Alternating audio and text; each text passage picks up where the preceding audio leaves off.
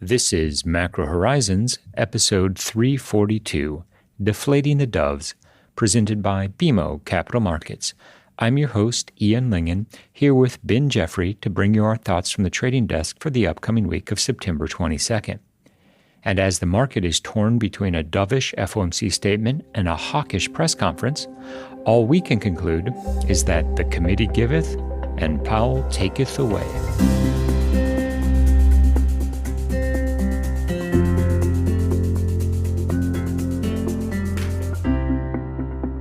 Each week, we offer an updated view on the U.S. rates market and a bad joke or two. But more importantly, the show is centered on responding directly to questions submitted by listeners and clients. We also end each show with our musings on the week ahead. Please feel free to reach out on Bloomberg or email me at ian.lyngen@bmo.com with questions for future episodes. We value your input and hope to keep the show as interactive as possible. So that being said, let's get started. In the week just past, there were a number of significant developments that have helped to further refine the macro outlook. First, and perhaps the most relevant, was the FOMC meeting. The Fed delivered a 25 basis point rate cut to policy rates, which was very much in keeping with market expectations and largely priced in. What failed to happen was we failed to see a 50 basis point rate cut, and in fact, the prior board members who had dissented in favor of lower rates fell in line with the consensus. The only dissent in favor of 50 basis points was from Mirren, and frankly, given his unique role on the board, that was a relatively benign dovish outcome.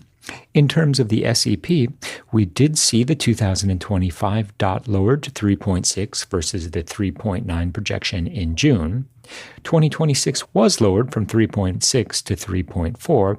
However, in June, the Fed was forecasting just one rate cut in 2026. Now, with the most recent update, they are still only suggesting one rate cut next year. This is at odds with the pricing in the futures market, where we see investors assuming that the Fed gets back to 3% sometime in the middle of next year. It will be very interesting to see how this plays out over the course of the next two meetings, because the committee is now suggesting 50 basis points as the operating assumption between now and the end of the year, i.e. 25 basis points in October as well as 25 basis points in December. There was a bit of a divergence between the FOMC statement and Powell's comments at the press conference. Specifically, he noted that the market should think of today's move as a risk management cut. And he also added the time-tested, we're in a meeting-by-meeting situation for future rate cuts. Clearly, the market interpreted this as hawkish, and we subsequently saw a sell-off in treasuries after 10-year yields got as low as 3.98%. That 4% level in 10 years is a very important technical level, and one that we'll be tracking very closely over the course of the next couple weeks. We also saw the weekly initial jobless claims numbers. Here, first-time filers declined to 231,000. Now, this is information for NFP survey week, as it includes the 12th of the month, so it will be instrumental in refining expectations for the evolution of the labor market during the month of September. Keep in mind that this was also a sharp reversal from the 264,000 that we saw in the prior week. Overall, while there are still plenty of reasons to be concerned about the trajectory of the jobs market, there is also the potential outcome of stabilization.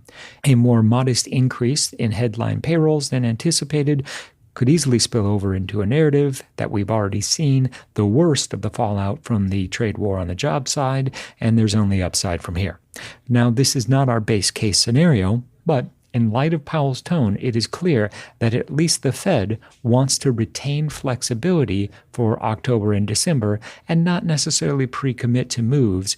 Even if there's still consensus that monetary policy remains in restrictive territory, there is also the lingering risk that tariff pass-through accelerates into the end of this year.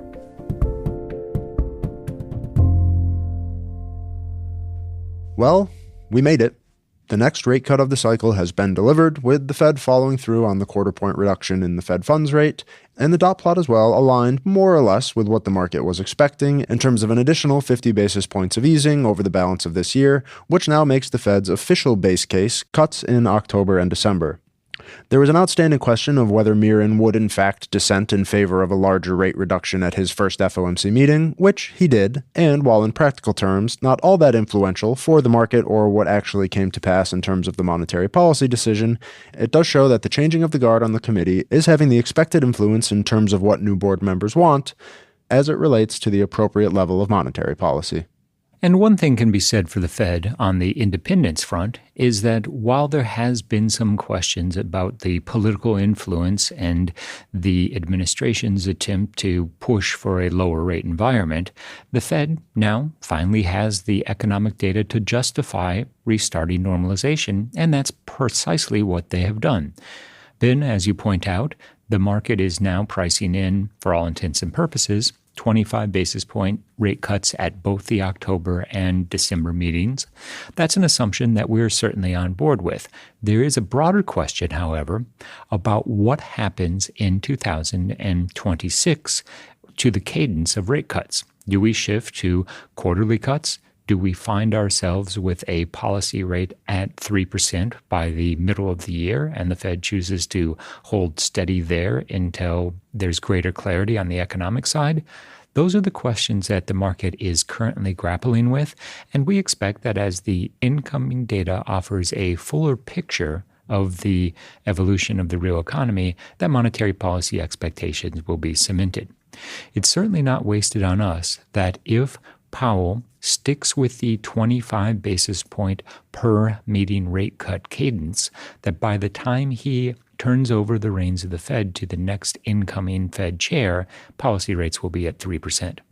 That will create an interesting setup for whoever takes over as the chair of the FOMC, because policy will be effectively neutral. And to be more dovish from there, the FOMC would need to agree as a committee to shift policy into truly accommodative territory.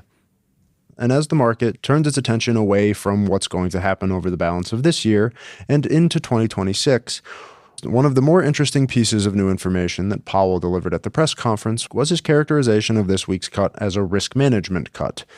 Despite what we heard fairly consistently ahead of the meeting from members across the committee in terms of a greater emphasis on the labor market and not entire disregard, but certainly downplaying the inflationary risks that really dominated the Fed's focus in the late part of spring and into early summer, what we heard from Powell was a bit more balanced in terms of his acknowledgement that inflationary risks are still present, and, despite what the dot plot said, the Fed is not on a predetermined path. And so, as it relates to where policy rates will be when Powell ultimately leaves office next year, even if, as it stands, the labor market is definitively in the dovish driver's seat, to listen to the chair's remarks at the press conference, the Fed is not entirely, even if they are mostly, ignoring inflation at this stage. No, they haven't revised the 2% inflation target, but they're just not really talking about that for the time being.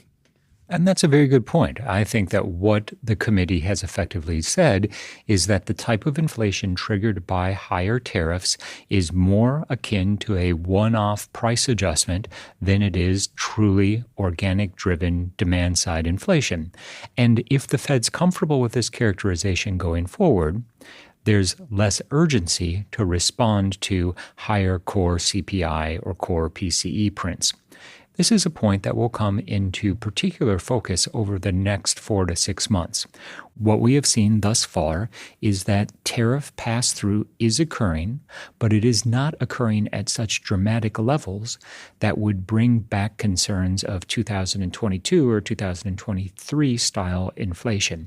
Instead, it appears to be a steady increase of core goods prices that hasn't been concentrated to just the first 4 months, and instead appears to be a dynamic that will play out over 12 or 18 months. And if that is in fact the case, that is far less troubling for monetary policymakers than if it had been isolated into a very short period and caused a dramatic shift higher in investor and consumers' forward inflation expectations. In fact, one could argue that we're seeing the opposite of that. The inflation associated with the trade war has been benign overall, and what has become the paramount concern for monetary policymakers is the overall condition of the labor market and the direction of the unemployment rate. Recall that at the beginning of the trade war, investors' number one concern was a reflationary impulse. Fast forward to the current dynamic, and what we learned is at the beginning, perhaps we should have been more concerned about the impact of the trade war on the employment landscape. And it's exactly how the trade war is going to play into the labor market and ultimately the broader growth picture that's probably going to dominate the discussion around the path of the global economy over the rest of this year and probably most of next year as well. It's not just a domestic story that needs to be considered. After all, 10-year yields that made it back below 4% were not solely a function of only domestic buying, but rather the fact that the broader uncertainty brought on by monetary policy, brought on by the trade war, and simply the realities of the economic cycle have shifted investors' interpretation of the value of 10-year yields above 4%. After all, we've had bad labor market revisions over the course of the last year. We've had a bad NFP print, we've had a bad JOLTS numbers, and we've had bad jobless claims data. All of this in an environment when the global central banking community continues to be in the process of bringing rates lower, and the value case for treasuries at these levels is not so difficult to make. We'll argue we saw that play out at the 10, 20, and 30-year auctions this month. And the most interesting aspect about how the latest macro developments have translated through to the rates market is the fact that rates are lower. That much makes sense. But yet the yield curve has not accelerated steeper, and in fact, 5/30s is flirting with a return to double digits despite what quote-unquote should be a steeper curve given all the latest economic information. One of the interesting aspects about the two-year sector is that two-year yields, while typically nothing more than a 24-month rolling window of monetary policy expectations, have run up against resistance at 3.5%. That 350 level has been pivotal on a number of occasions, and I bring it up because when we look at the futures market, the market seems to be expecting that policy rates will bottom out at effectively 3% and not go any lower. And given that as the key operating assumption, 350 in two-year yields makes sense. The concern quickly becomes what happens if we see more dramatic downside in the labor market, or if it flows through to consumption, or if there is an increase in geopolitical tensions that have broad-based economic implications for the U.S., and the Fed needs to go below that 3% level. Said differently, as long as the market believes that terminal is 3%, then the yield curve is, for all intents and purposes, simply going to be a directional trade. So when we rally and 10-year yields push below 4%, that is a bull flattening. If we sell off on supply concerns or reflationary angst further out the curve, that will ultimately be a bear steepener. It isn't until we see a more compelling tone shift from monetary policymakers that would bias us below neutral that we should expect the two-year sector to break out of a relatively narrow range. And now that we have the Fed behind us and rates at these levels, we would argue critical levels from a technical perspective. In addition to the 350 two-year yield, 4% 10-year yield is also a critical inflection point to watch. We're now entering the point in the calendar when it will be the price action itself that's probably going to be most illustrative around where positioning lies and the market's willingness to chase the move from these levels. Obviously, in the rally in treasuries that started with NFP, there's been a significant amount of buying that has brought yields to these levels. You can also see it in the CFTC data with the growth in asset manager positions in the very long end of the curve. And so the question becomes, has the realignment of duration targets that's taken place over the last 2 weeks been sufficient given what we've learned about the labor market, or is there more to come given what obviously has been a fairly consistent dislike for the long end of the curve and conviction in the bear steepening trade? We'll argue that now that it's become clear that the labor market is softening, the Fed has restarted the easing campaign, and there's a non-zero probability of even more in terms of rate cuts to come in the near to medium term, that the fear of missing out on a larger leg toward lower yields is going to overwhelm any bearish conviction outside of simply a tactical trade to play this new lower yield range. So what does this mean looking out over the balance of September and into NFP? It's probably that dip buying targets have moved toward lower yield levels, and as we've seen since the early summer, each bearish period in tens has stalled out at consecutively lower yield levels. It's this move lower, consolidate, move lower, consolidate, move lower, consolidate pattern in Treasury yields that we expect is going to continue to play out and ultimately bring yields toward that 385 target in 10s we have at the end of the year. Not to say that's going to stop as soon as 2025 draws to a close, but after a relatively brief hiatus in terms of rate cuts from the Fed, it's become clear that the rate cycle and the global economy has entered the next phase of the cycle. And on the topic of recognizable patterns, one of the key takeaways from the updated dot plot was revise, repeat, revise, repeat, revise, repeat. Yeah, just like rate strategy. That's a little close to home. In the week ahead, the market will be faced with a very specific set of risks. We rallied into the FOMC, we corrected a little bit after the fact, and we're now entering a period in which the path of least resistance should be a sideways shuffle in rates with a tone of consolidation as opposed to staging the next big move. There's a large number of scheduled Fed speakers in the week ahead, including Williams, Bowman, and Goolsbee, all of whom are voters and all of whom we expect will, to a large extent, simply reiterate the tone of the FOMC statement with a nod to the fact that the more hawkishly inclined might lean closer to Powell's sentiment. We also see the final coupon auctions of the month, with $69 billion 2 years on Tuesday, $70 billion 5 years on Wednesday, capped with $44 billion 7 years on Thursday. Recall that the market has spent much of the post-Liberation Day period worried about a potential wholesale buyer strike in the Treasury market. This has not come to fruition, and we're finally at the stage in which, even if we saw a softer auction or 2 or 3 or 4 or 5, it wouldn't trigger the same type of angst that it would have had those softer auctions occurred in May or June, for example. And let's face it, a lot has changed over the course of the last several months, not least of which being a refocus on the macro outlook with the significant negative benchmark revisions to the payroll series, as well as the performance of headline payrolls over the last several months. Moreover, while there are pockets of sticky inflation, we haven't seen a return to the pandemic-style inflation peaks, nor, given the relatively benign tariff pass-through that we have seen over the course of the last several months, do we expect that we'll ultimately get back to the 2022 or 2023 levels. This sets the Fed up in a good position to continue the process of normalization unless there is a surprise, either a much stronger labor market than is currently perceived, or the realized data reveals an unanticipated spike in inflation.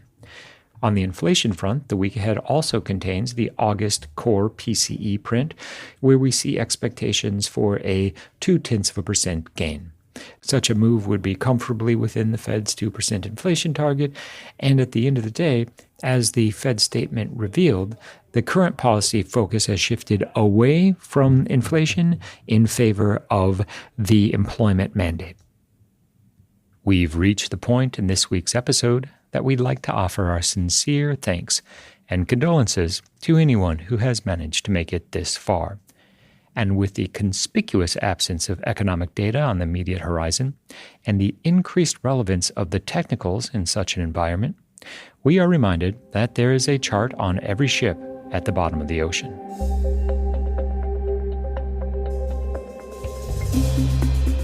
Thanks for listening to Macro Horizons. Please visit us at bmocm.com/Macro Horizons. As we aspire to keep our strategy effort as interactive as possible, we'd love to hear what you thought of today's episode. So please email me directly with any feedback at ian.lyngen@bmo.com. You can listen to this show and subscribe on Apple Podcasts or your favorite podcast provider. This show and resources are supported by our team here at BMO, including the FIC Macro Strategy Group and BMO's marketing team. This show has been produced and edited by Puddle Creative. The views expressed here are those of the participants and not those of BMO Capital Markets, its affiliates, or subsidiaries. For full legal disclosure, visit bmocm.com/macrohorizons/legal.